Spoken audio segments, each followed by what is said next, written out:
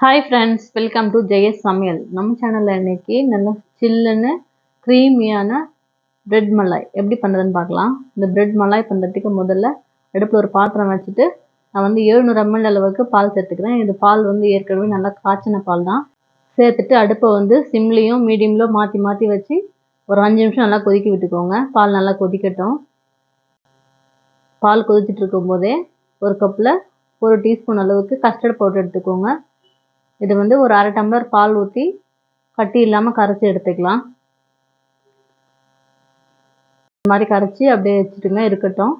இப்போ நான் 4 slice bread எடுத்திருக்கேன். இதை சைடில் இருக்கிற ப்ரௌன் பார்ட்டெல்லாம் கட் பண்ணி எடுத்துக்கலாம். சிசர் வச்சு இது மாதிரி கட் பண்ணி எடுத்துக்கோங்க.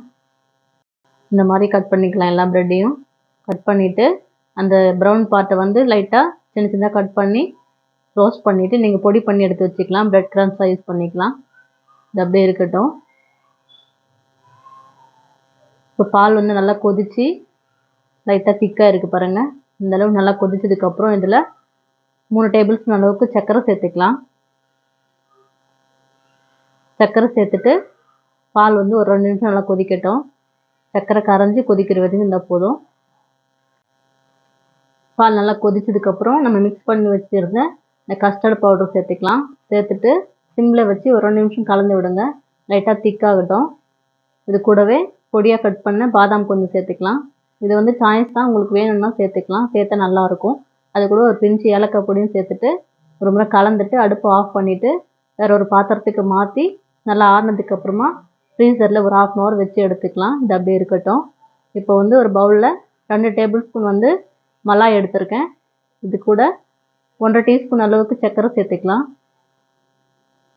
மலாய்க்கு பதிலாக நீங்கள் ஃப்ரெஷ் க்ரீம் கூட சேர்த்துக்கலாம். அப்படி இல்லைன்னா பால் பவுடரை கொஞ்சமாக நம்ம ரெடி பண்ணி வச்சுருந்த அந்த மில்க்கை வச்சு கொஞ்சம் லைட்டாக கலந்துட்டு அது கூட நீங்கள் ஸ்டஃப் பண்ணிக்கலாம்.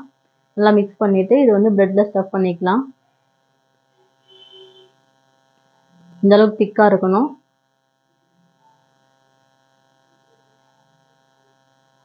இது மேலே வச்சு இந்த மாதிரி அப்ளை பண்ணிக்கோங்க. இதுக்கு பதிலாக நீங்கள் 2 டேபிள் ஸ்பூன் பால் பவுடர் எடுத்து அது கூட நம்ம காய்ச்சி வச்சுருந்த பாலை ஊற்றி திக் பேஸ்ட்டாக கலந்து கூட நீங்கள் மேலே அப்ளை பண்ணிக்கலாம். அதுவும் நல்லாயிருக்கும். இப்போ இதுக்கு மேலே ட்ரை நட்ஸ் கொஞ்சம் கட் பண்ணி சேர்த்துக்கோங்க. நான் பாதாமும் பிஸ்தாவும் சேர்த்துருக்கேன். சேர்த்துட்டு இதுக்கு மேலே ப்ரெட்டை வச்சு இந்த மாதிரி ஸ்டஃப் பண்ணிக்கோங்க. இப்போ இதை கட் பண்ணி எடுத்துக்கலாம்.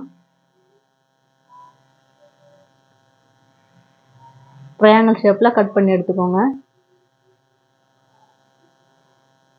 இந்த மாதிரி கட் பண்ணும்போது பார்க்குறதுக்கு அழகாக இருக்கும்.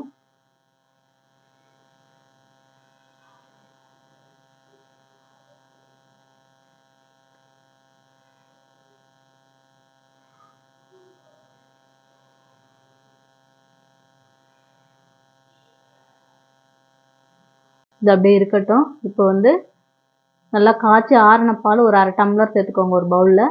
அது கூட பாலுக்கு தேவையான அளவுக்கு சர்க்கரை, பவுடர் சர்க்கரை சேர்த்துக்கோங்க. சேர்த்துட்டு நல்லா கலந்து விட்டுருங்க. நல்லா கலந்துட்டு நம்ம கட் பண்ணி வச்சுருந்த ப்ரெட்டை இந்த பாலில் லைட்டாக டிப் பண்ணி எடுத்துக்கலாம். ப்ரெட்டை பாலில் நினச்சி லைட்டாக 2 பக்கம் இந்த மாதிரி திருப்பி விட்டு எடுத்தால் போதும். ரொம்ப நேரம் விட்டிங்கன்னா ப்ரெட்டு நல்லா ஊறிடும். நம்ம லைட்டாக அந்த பாலில் முக்கி எடுத்தால் போதும். இது நீங்கள் எந்த ட்ரேயில் சர்வ் பண்ணுறீங்களோ அதில் வச்சுக்கோங்க.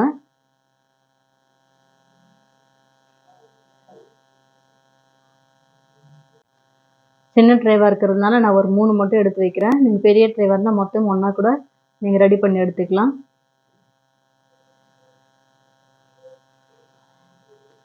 இந்த மாதிரி வச்சுட்டு இது அப்படியே இருக்கட்டும். இப்போ நம்ம ஃப்ரீசரில் வச்சுருந்த கஸ்டர்ட் மில்க் பாருங்கள், நல்லா சில்லுன்னு சூப்பராக ரெடி ஆகிருக்கு. இந்த அளவுக்கு இருக்கணும். நம்ம காய்ச்சும் போது ரொம்ப திக்காக காய்ச்சிட்டோம்னா ஆறினதுக்கப்புறம் இன்னும் நல்லா திக்காகிடும். அதனால் ஆறினதுக்கப்புறம் இந்த அளவுக்கு இருக்கிற மாதிரி பார்த்துக்கோங்க. இப்போ இது ப்ரெட் மேலே ஸ்ப்ரெட் பண்ணுற மாதிரி ஊற்றிக்கோங்க. இந்த ப்ரெட்டெல்லாம் நல்லா முழுகிற மாதிரி இந்த க்ரீம் சேர்த்துட்டு இதுக்கு மேலே கொஞ்சமாக பாதாம் பிஸ்தா கட் பண்ணி சேர்த்துக்கோங்க. இது மாதிரி வச்சுட்டு நீங்கள் இது திரும்பவும் ஃப்ரிட்ஜில் வச்சு இன்னும் சில்லுன்னு சாப்பிட்லாம். இல்லை அப்படியே கூட சர்வ் பண்ணலாம். ரொம்ப நல்லா டேஸ்ட்டாக இருக்கும். நல்லா க்ரீமியாக சூப்பரான ப்ரெட் மலாய் ரெடி ஆகிடுச்சு. இது ஒரு 2 நிமிஷம் நல்லா ஊறினதுக்கப்புறம் எடுத்து சர்வ் பண்ணிக்கோங்க. பாருங்கள் எவ்வளோ க்ரீமியாக இருக்குன்னு.